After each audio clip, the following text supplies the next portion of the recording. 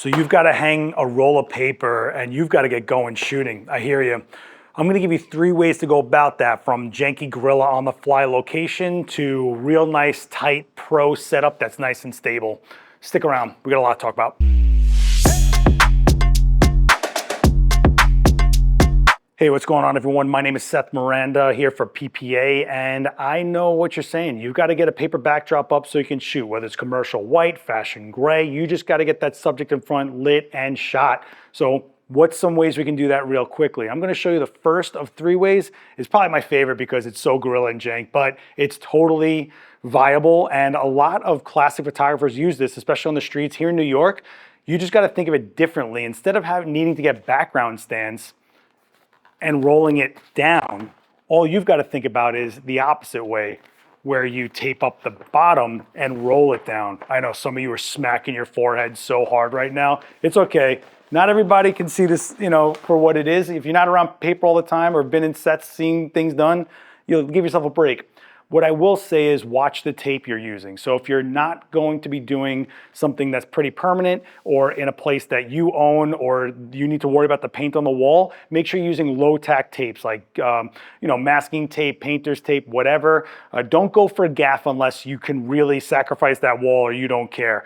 The other thing is, if you can't find tape that's super low tack, just take a piece, put it on your clothing, tap it down and peel it off, and it'll eat up some of the fuzz off you. No matter how good your clothes are, don't worry, you've got some fuzz to take down that tack. So now all we've got to do is tape up the bottom and roll this thing down.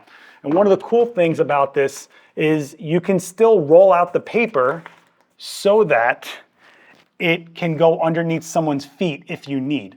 If you don't, and you want to save the paper from being wrecked, and all you want to do is cut a little bit off the bottom, you can totally do that from just rolling the paper to the bottom of the wall and leaving it there, as opposed to underneath their feet where they're going to step on it. But there you go. You've got a background. And if you're wondering, oh, what if it's too small, whatever? Cool. I'll just zoom in, and you see how it's getting bigger behind me? Longer lenses are your friends here. And now I have a red background and you just saw me paint it up. Do you know what happened here if you just saw this scene? Probably not. It works, guys. Now you're going to say, but Seth, that's cool and all, but I need something a little more stable, right? I need something that I can put out when I have people around you, and now you're not a little like, what's going on here? Cool. C-stands are your best friend, especially in a studio. If you're in a studio, grab one. You can do almost anything with it, including hanging a background. So if you don't know proper C-stand etiquette, you have your tall leg, which is your most stable, right? So what you want to do is make sure when you're behind it, the tall leg's this way, little knobs left, big knobs right. And normally when we hang a light or something with weight on it, we go over the tall leg with the knuckle and the pin. What I need you to think about is going this way, because now your weight is going to be on this rod, because you know exactly what's going to get put on this rod, right? Your paper. So you got your knob that's constantly tightening instead of being lefty-loosey. You're making sure it's righty-tighty, righty-tighty. Now you've got your stable point over your leg. You're good to go. Of course, you're going to throw a sandbag on the tall leg. Make sure it's swinging so that the weight is actually doing what it's supposed to do. Let's get ourselves some background paper. Oh, magic. It's right here. 53-inch roll, baby. Boom. And you just give yourself enough paper that you need to cover what you need to cover, right? And then to make sure it doesn't keep rolling on you, you take an A-clamp and you put it you clamp the paper right to the rod, and now it's not going to roll on you. And then all you got to do is raise it at your leisure, and now you're going, but Seth, give me a break. This isn't even rolling down. I know. But you could roll down enough so that it would, or you could put more A-clamps on it to hold it down with some weight, or you can run it a little longer, put a sandbag down, put a apple box on it, tape it down. Standard paper rules apply in this case, because we're just rolling it down. We're just using a C-stand as our background stand, basically. If you are running paper that is bigger than 53 inches, say a 9-foot roll, 2 C-stands. Put both arms in there from either side, same exact setup, just mirrored. Get another person to lift it with you, and you're good to go. So that's a really quick one if you're in a studio where you have like a 9-foot paper that's like white, and you want to go, hey, I want something that's like Tangelo or crazy green. You can throw a quick small roll of paper up, get those shots, and break it down really quick as well. And also, it can go in front of that other paper and not be a big cumbersome mess. But you're saying, Seth, please, this is child stuff. I need an adult setup. I need something pro, something that says I know what I'm doing and I can use it with bigger rolls of paper and stuff like that without needing all this mishmash. Gotcha, hang tight. Auto poles, baby. Yeah, these things are amazing. And you've probably seen them on sets, at workshops, in commercial studios, rental studios, whatever. You might even own some, but they're awesome. They can basically allow you to make a set almost anywhere. But what are auto poles? I'm glad you asked. So they have these cups on either side. It's a retractable bar. So what you can do is actually press fit this vertically against a ceiling and a floor and give you a stable pole to rig from. So if you notice, there's no legs here. You don't lose any footprint on the floor because of how these are designed. And what's cool about them is you can not only just hang one roll of paper on it, you can hang one roll and on the other side hang another roll. But how do you do that? Oh, glad you asked. You guys are so good. This is a super clamp and this is a J-hook inside of a super clamp.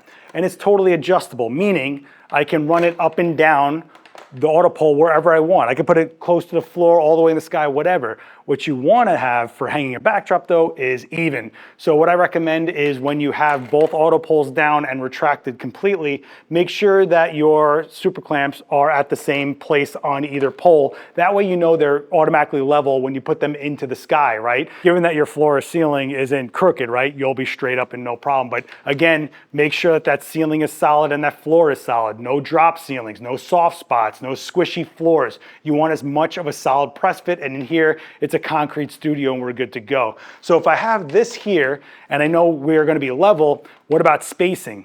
Well, let's say you got your 9-foot roll.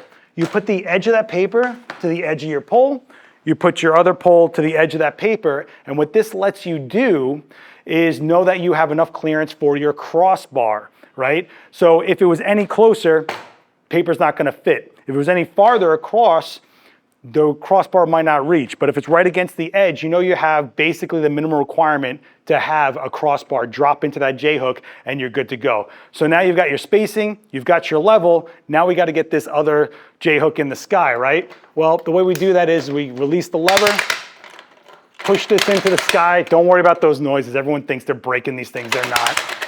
And you get it up against the ceiling, and now the last thing you've gotta worry about is how straight the pole is. You do not want it to be you don't want it to be at any angle because it'll make it unstable. It could also make your paper not be level and can cause instability issues. But if you make it completely straight and you crank down on this, you now have 2 stable points to run a crossbar, drop your paper, and just like we did on the C-stand with an A-clamp, just make that A-clamp clamp the paper to your crossbar, just like you did the A-clamp to the paper on the arm of the C-stand, and you're good to go. So there you guys go with 3 real quick ways to hang backdrops. So I don't want to hear any more excuses. Go out there and go shoot. If you're on the street, tape it up, roll it down. You don't have a lot of space, but you got C-stands, run an arm, do it safe, sandbag, make sure your arm's in the right place and get it going. And if you really want to go for it, you can run a 9-foot seamless really easily with this. You can even run multiple seamlesses with this. You can even rig other things to it like microphones or whatever else you want. Just use your head because you don't want to put too much weight on it, but it is a rigging point virtually anywhere. You can also move them around your studio at your leisure. Let's say you want to use natural light, then you want to swing around and do something with strobe, whatever you want. They're movable, very key. And they don't take up a lot of space. When they're retracted, you throw them in the corner. They're just rods.